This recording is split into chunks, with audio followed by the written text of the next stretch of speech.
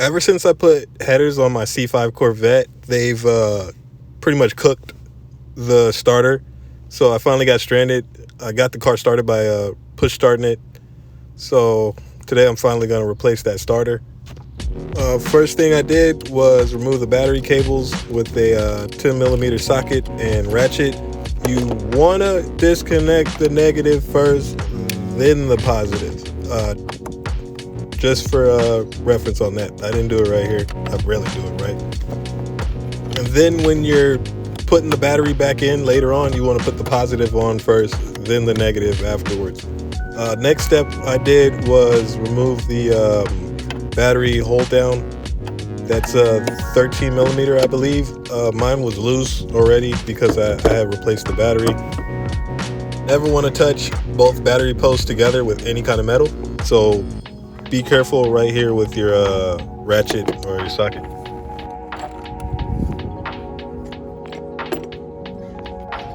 Next thing I did was remove this cover that goes around the battery area so I can have more room. There's two retaining clips. There's the one up here up top. There's this one down here. It's near the passenger fender behind this fuse box right here. And then there's a hole that the bottom goes into over a bolt or a screw that you have to get your fingers up under there to get that off. Just a heads up, I'm not sure if this is the same process with stock exhaust. In order to remove the trim cover or whatever this little Corvette piece is, you have to take off the oil fill cap and then just pull up on that and it comes out.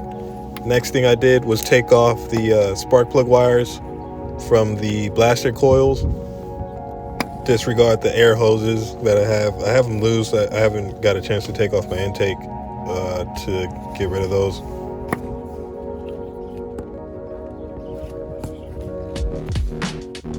After removing the spark plug wires all the way, next step was to remove the oil dipstick and tube with a 15 millimeter ratchet and socket. There's one bolt that goes right into the cylinder head, as you can see right here. Remove that, pull up on it, it'll come out.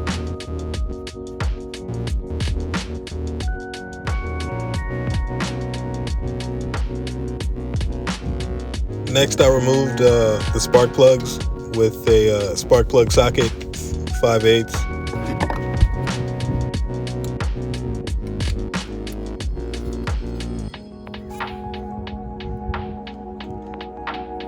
And the last step before I raised the car and put it on jack stands was to remove the header bolts. They are a 10 millimeter socket.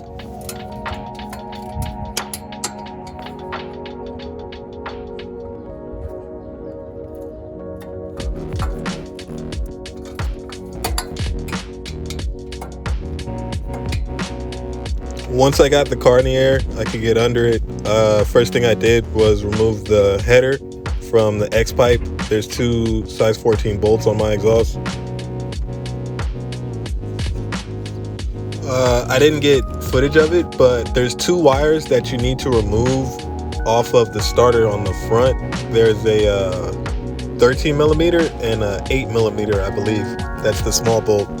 The third one that's towards the engine block, you do not have to touch that. That's between the starter and the starter.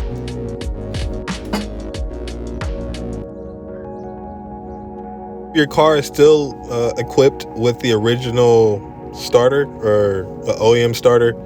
There's two bolts. There's one is shorter. The one towards the engine block is shorter. The passenger one is long. Make sure when you release these two bolts or remove these two that you have a hand on the starter, because it is heavy and it will drop down on your face. So the factory starter comes with a shorter side towards the engine block, which has a shorter block. The new Bosch starter is thick on both sides, so it comes with one long bolt and you just have to reuse the long bolt from your factory starter.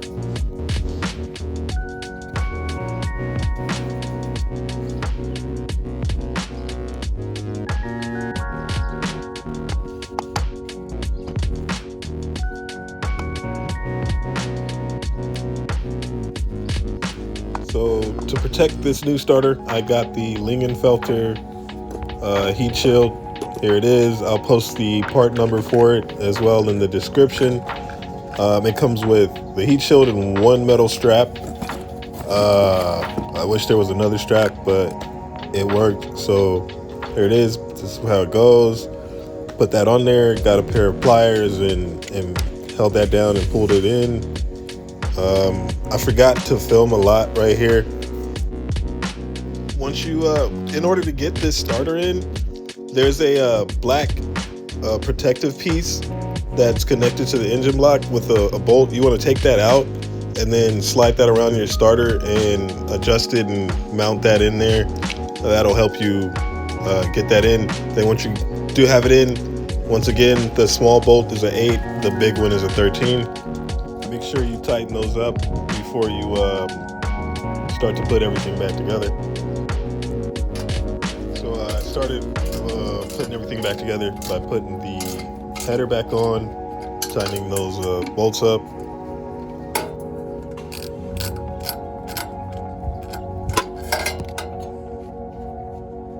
I put the collector bolts back in and to connect the header to the X-pipe.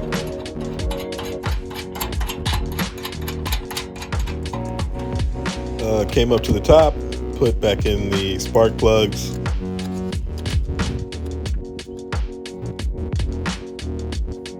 Tighten back up the ignition coils onto the valve cover. Next, I put back the dipstick. There's the hole right there between these pipes. You want to make sure you push that in and it pops back in.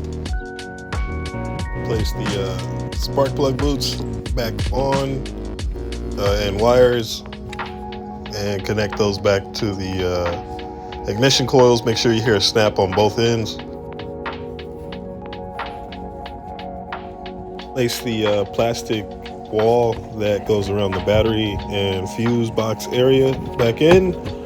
Don't forget this bolt or screw down here where this hole goes over. There's going to be a clip that goes into the firewall near right here, and then there's one that goes into right under or behind the fuse block.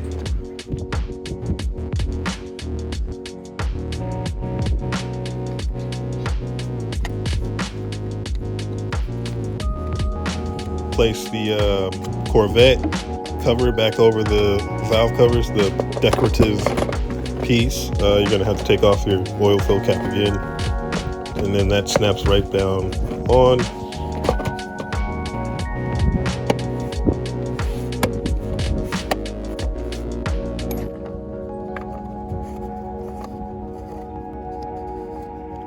Don't forget to put your battery hold down clamp back in place.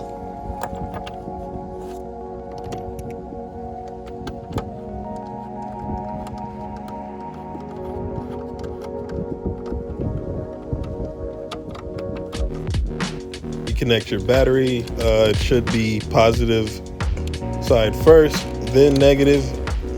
I did it wrong.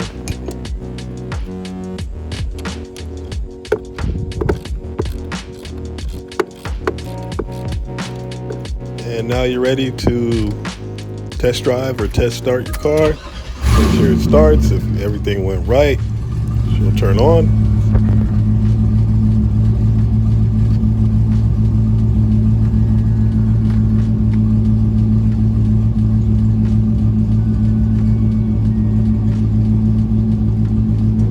Thank you guys for watching. Don't forget to like, subscribe, comment,